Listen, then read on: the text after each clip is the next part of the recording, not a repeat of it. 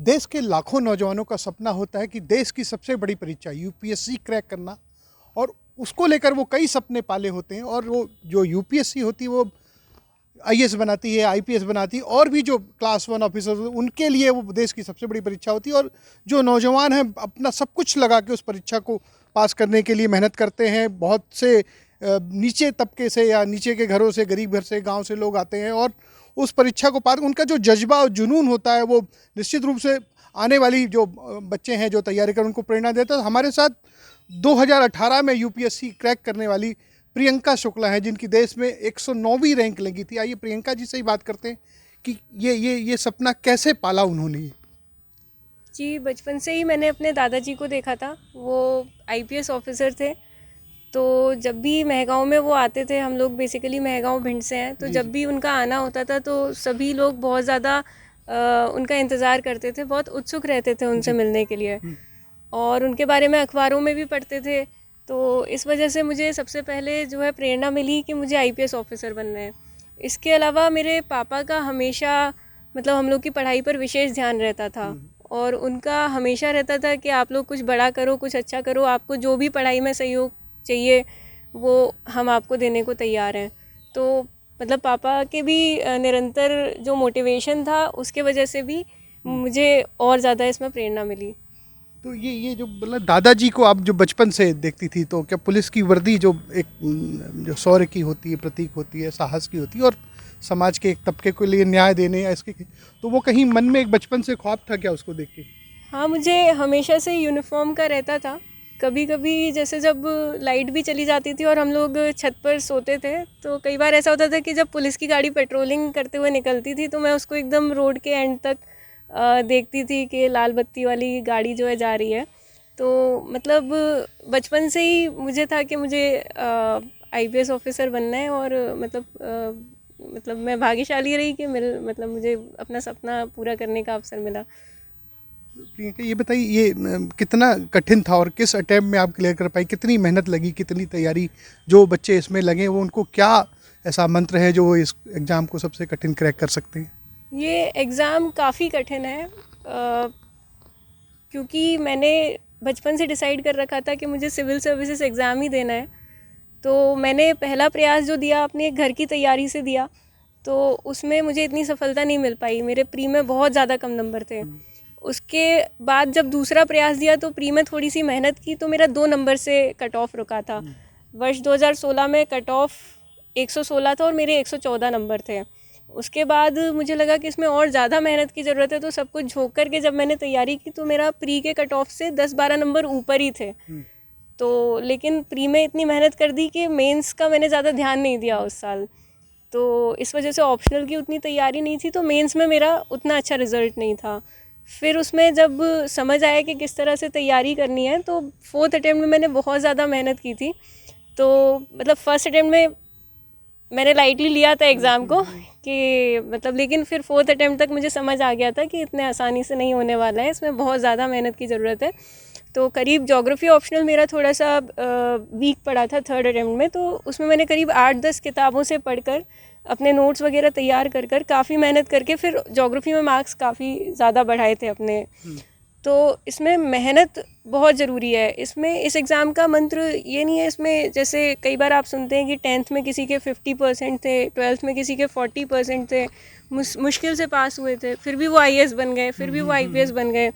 तो इस एग्ज़ाम में मुझे लगता है कि आपके होशियारी के अलावा, आपके आईक्यू के अलावा, आपका ईक्यू भी बहुत इम्पॉर्टेंट है कि आप इमोशनल तरीके पर कितने स्ट्रॉन्ग हैं और आप कितने डेडिकेटेड हैं। मतलब इसमें आप कितने ज़्यादा टाइम तक लगे रह सकते हैं इस तैयारी में, और कितने पॉजिटिव आप रह सकते हैं। मुझे लगता है कि पॉजिटिविटी और परसेवरेंस और लगातार डेडिकेशन, ये मूल मंत्र है इस एग्ज़ाम का।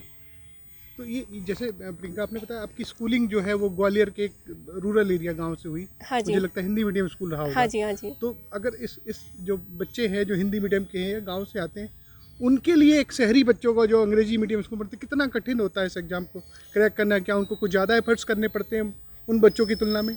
हाँ जी, मेरी जो मूलतः जो बेसिक स्कूलिंग जिसको कहेंगे 7th क्लास तक की, वो महगाँव में ही हुई थी।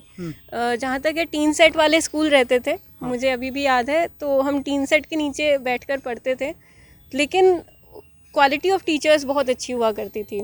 और मेरे पापा का शुरुआत से ही बहुत ज़्यादा ध्यान था कि हमारा इंग्लिश, मैथमेटिक्स और साइंस वो बहुत अच्छा रहे, भले हम थोड़ा बाकी विषयों में भले पिछड़ जाएं थोड़ा।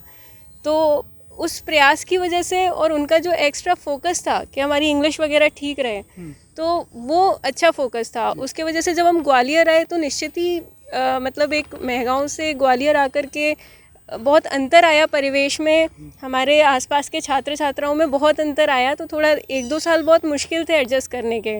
मैं काफ़ी शांत रहती थी क्लास में, किसी से बात करने में लगता था कि इनको ज़्यादा चीज़ें आती हैं, शायद मैं बोलूँ और ये हंस पड़ें। तो उस तरह की चीज़ें थी, लेकिन चूँकि मेरे पापा का हमेशा से फोकस रहा, तो मुझे फिर उसके आगे चल के कभी भी ऐसा फेस नहीं करना पड़ा कि मुझे किसी से कम आता है या फिर कुछ ऐसा।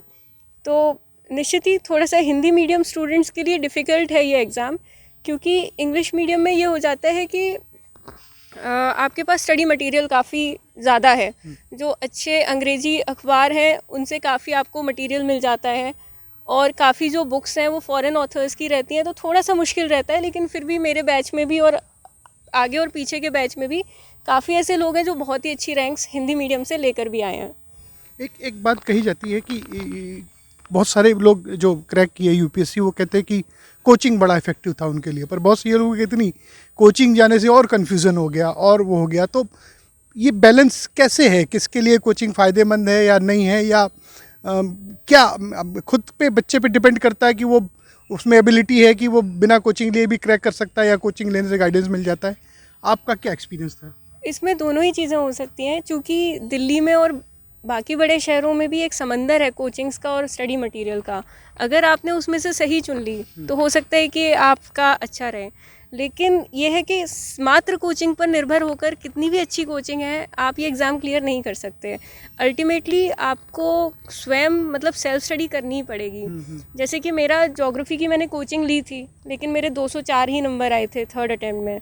तो जब मुझे समझ आया कि इसके लिए मुझे सेल्फ स्टडी करनी है और मैंने अलग अलग किताबों से खुद से पढ़कर उसके नोट्स बनाए, तो मेरे मार्क्स करीब 100 नंबर बढ़ गए। 301 नंबर आए थे मेरे 2018 के प्रयास में। तो इसमें सेल्फ स्टडी का तो कोई भी विकल्प ही नहीं है। इसमें कोचिंग आपको थोड़ी सी मदद कर सकती है, 20-25% उनका, अगर आपको अच्छी कोचिंग मिल गई तो 20-25% उसका उसमें सहयोग रह सकता है, भागीदारी रह सकती है। लेकिन अल्टीमेटली सेल्फ स्टडी का कोई विकल्प नहीं है इस एग्ज़ाम में। अभी बहुत सारे बच्चे जो इस साल की टॉपर है उसने भी जामिया मिलिया की आरसीए जो एक कोर्स होता है उससे किया, तो वो कितना इफेक्टिव, शायद आपने भी उसमें एडमिशन लिया था और वहाँ रह के तैयारी की, कितना इफेक्टिव है वो? हाँ, मैं भी रेजिडेंशियल कोचिंग एकेडमी लगभग 2017 के दिसंबर में पहुँच गई थी वहाँ का एग्ज़ाम क्रैक करके। तो वहाँ पे इफ़ेक्टिव ये रहता है कि एक एग्ज़ाम होता है वहाँ के लिए भी, एकदम यूपीएससी के पैटर्न में रहता है। तो उसमें करीब 10,000 बच्चे अप्लाई करते हैं और 150 लोग सिलेक्ट होते हैं। तो उसमें आपको बहुत ही जो डेडिकेटेड बच्चे हैं उनका साथ मिल जाता है। और वहाँ पे ये बहुत अच्छा है कि आपको 24/7 लाइब्रेरी मिल जाती है और कुछ कुछ सब्जेक्ट्स के टीचर्स भी मिल जाते हैं, और लगातार वो आपकी टेस्ट सीरीज़ वगैरह कराते रहते हैं। तो उसमें ये कि ग्रुप बहुत अच्छा मिल जाता है। जैसे मैंने प्रीलिम्स की जो तैयारी की थी हम लोगों ने 10-12 के ग्रुप में करी थी, मेंस की भी तैयारी हम लोगों ने 10-12 के ग्रुप में करी है। तो अगर आपको एक डेडिकेटेड ग्रुप मिल जा रहा है बच्चों का साथ में, स्टूडेंट्स का, तो वो सबसे इम्पॉर्टेंट वहाँ का पॉजिटिव फैक्टर है। एक एटमॉस्फेयर मिल जाता है उसी हाँ। तरह के जो बच्चे तैयारी करते हैं, तो वो बड़ा एक दूसरे को हेल्पफुल होता है। हाँ, ये प्रियंका ये बताओ, 2018 में आपने एग्ज़ाम दिया, 19 में बैच है आपका, आपकी तो खुशी निश्चित रूप से यूपीएससी परिवार में सबको लगता है, लेकिन आपकी छोटी बहन ने भी, मिनी ने भी इस साल यूपीएससी और आईपीएस के सिलेक्ट, तो ये क्या दोहरी खुशी हो गई? और उसको कहाँ से, आपसे प्रेरणा मिली या दादाजी से मिली? जी, खुशी का तो विषय बहुत ही ज़्यादा है, क्योंकि एग्ज़ाम बहुत ही टफ़ है और एक ही फैमिली में 2 लोगों का निकलना टफ़ के साथ साथ इसमें लक का भी फैक्टर रहता ही है, क्योंकि बहुत सारे बच्चे बहुत सीरियसली इस एग्ज़ाम को देते हैं। कई बार जो बहुत ज़्यादा इंटेलिजेंट भी होते हैं उनका भी नहीं हो पाता है। तो मुझे लगता है कि हम लोग काफ़ी भाग्यशाली भी रहे अपार्ट फ्रॉम मेहनत, कि हम दोनों का ही सिलेक्शन हो गया। तो मेरी बहन का सिविल सर्विसेज की तरफ पहले रुझान नहीं था, वो एक न्यूज़पेपर में जर्नलिज़म में उसका रुझान था। फिर किसी सिलसिले में वो दिल्ली आई थी और उसने मुझे प्रिपेयर करते हुए देखा था फ्रेंड्स के साथ, तो तभी उसके मन में कुछ ऐसा बना कि उसको भी सिविल सर्विसेज देना है।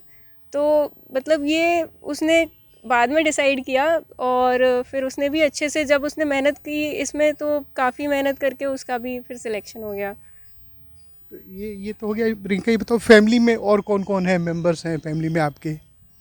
फैमिली में मेरे पिताजी हैं जिनका बिज़नेस है महगाँव में ही, और मेरी मम्मी है जो कि होम मेकर है, और मेरे बड़े भाई हैं जो कि ग्वालियर हाई कोर्ट में प्रैक्टिस करते हैं, और मेरी छोटी बहन है मिनी जिसका इस साल सिलेक्शन हुआ है। तो ये एक आखिरी बात अगर करें, जो जो बच्चे प्रिपरेशन में एस्पिरेशन हैं, जो तैयारी कर रहे हैं, उनके लिए सक्सेस के लिए क्या एक मंत्र देना चाहेंगी, क्योंकि आप क्या कहेंगी जिससे वो प्रेरित हों या उस एग्ज़ाम को क्रैक कर सकें? मुझे लगता है इसमें सबसे पहला मंत्र तो पॉजिटिविटी है, क्योंकि अगर आप इस तरीके का कोई एग्ज़ाम या इस तरीके का कोई काम करने की कोशिश करते हैं जिसका सक्सेस रेट 0.1% से भी कम है, तो आपको 1000 लोग ऐसे मिलेंगे जो आपको बोलेंगे कि आप नहीं कर पाएंगे। तो इसमें सबसे इम्पॉर्टेंट है कि आपके अंदर वो पॉजिटिविटी हो जो आपको उसमें उस राह पर अग्रसर रख सके लंबे समय तक। उसके अलावा इसमें सबसे इम्पॉर्टेंट है खुद पर भरोसा करने की, क्योंकि इसमें जैसा कि मैंने आपको बताया कि कोचिंग्स का भी और स्टडी मटेरियल का भी बहुत ज़्यादा समंदर है, लेकिन कहीं ना कहीं आपको अपनी खुद की लाइन, अपना खुद का रास्ता चुनना पड़ेगा और उस पर भरोसा रखना पड़ेगा। ऐसा नहीं कि आज मैंने ये किताब उठाई किसी के कहने से, दूसरा बोल रहा है कि दूसरी किताब है तो मैं उस तरफ दौड़ने लगी।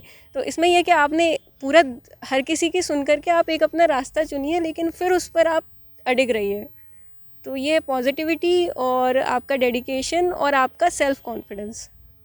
तो देखा, ये थी प्रियंका शुक्ला, 2019 बैच की आईपीएस, जो अभी समय मध्य प्रदेश के जबलपुर में सीएसपी के पद पे तैनात है। उनका एकमात्र मतलब जो सक्सेस का उनका कहना का मतलब है कि आप खुद पे भरोसा रखिए, ईमानदार कोशिश करिए, और लगातार असफलता के बावजूद लगे रहेंगे तो निश्चित रूप से आपको सफलता मिलेगी, और देश के सबसे बड़े जो एग्ज़ाम यूपीएससी का होता है उसको आप क्रैक कर सकते हैं।